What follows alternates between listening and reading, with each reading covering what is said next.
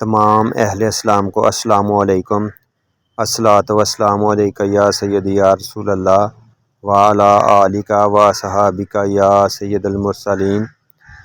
میرے عزیزو، درود شریف اللہ تک پہنچنے کے راستوں میں سے قریب ترین راستہ ہے، اور جو اس راہ پر چلا اس نے اپنی منزل کو پا لیا، اور جس نے اپنی منزل کو پا لیا وہ دنیا میں بھی کامیاب اور آخرت میں بھی آرام کی زندگی میں رہے گا۔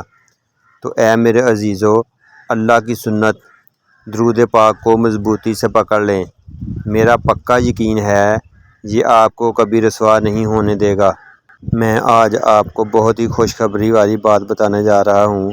حضرت جبریل علیہ السلام نے عرض کیا، یا رسول اللہ صلی اللہ علیہ وآلہ وسلم، اللہ تعالیٰ نے آپ کو جنت میں ایک قبا عطا کیا ہے، اور اس قبا کی چڑھائی 300 سال کی مسافت ہے، یعنی کہ 300 سال بندہ سفر کرتا رہے پھر وہاں پر پہنچتا ہے، اور اس قبا کو کرامت کی ہواؤں نے گھیر رکھا ہے۔ اس قبا مبارک میں صرف وہی لوگ داخل ہوں گے جو حضور نبی کریم صلی اللہ علیہ وآلہ وسلم کی ذات گرامی پر کثرت سے درود پاک پڑھتے ہیں۔